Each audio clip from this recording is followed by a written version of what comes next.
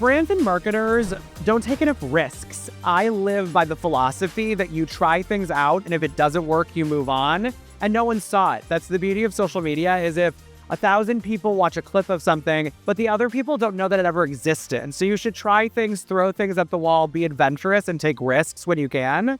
Marketers and brands used to be able to get away with doing a mediocre campaign for a TV show or a product or something else like that. Now, there are so many different choices. You have streaming, you've got YouTube, you've got TikTok, you've got other digital platforms, you have books, gaming, Fortnite, Roblox, everything else. If you want to crack through the market, you have to do something loud. And I feel like a lot of brands and marketers are still going by a playbook from 10 years ago where you can do something that's fine, but you can't get away with fine anymore. You have to do something that's amazing and loud and really cuts through the noise.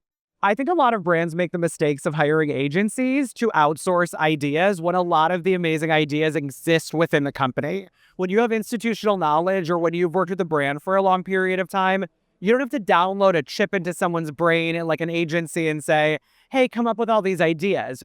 You know what's worked. You know what hasn't worked. You know best practices. You know what has not really moved the needle in the way that you need to. And I think a lot of times using internal resources to come up with really amazing, groundbreaking ideas is incredibly helpful at breaking through the noise.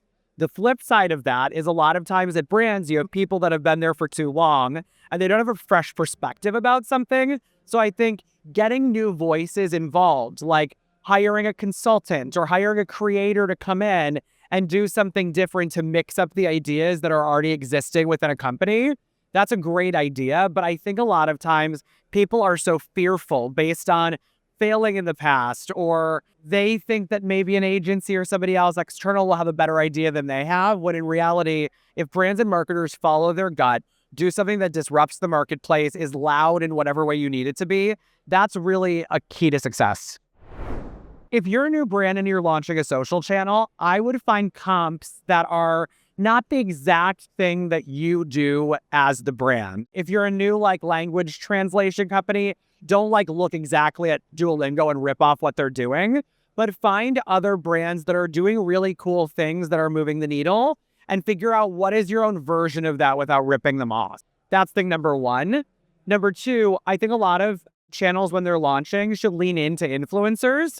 Hire people that actually have a following, that actually has crossover with the audience that you're trying to hit, and either hire them as consultants or start hiring them as influencer marketing and do collab posts in the beginning to drive people towards you.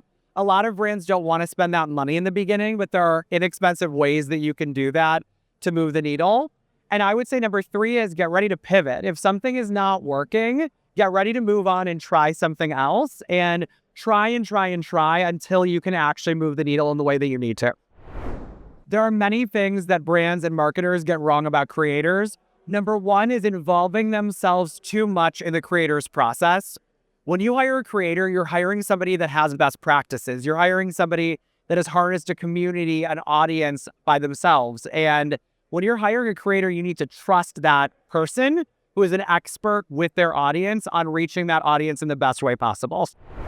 A lot of people talk about AI taking away jobs, and I don't actually think that that's true. I think AI is a great way to work smarter instead of working kind of dumb and not being efficient about different things. I think the people that are looking at AI and they're not spending their times in the trenches and figuring out how to work faster and work smarter and more efficiently and innovate in a different way are all going to be out of jobs. I use ChatGPT and other AI every single day, both in my personal life and outside of my personal life.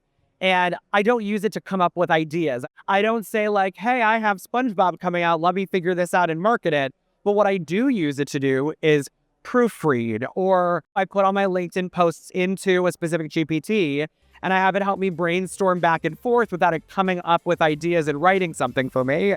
It's a way that it opens up my life to do other things that are important both personally and professionally. I just think so many people are looking at AI in such a two-dimensional way of oh, this is going to replace me at some point. And it's no, but figure out how to harness it the best way possible in order to be more productive in your day-to-day.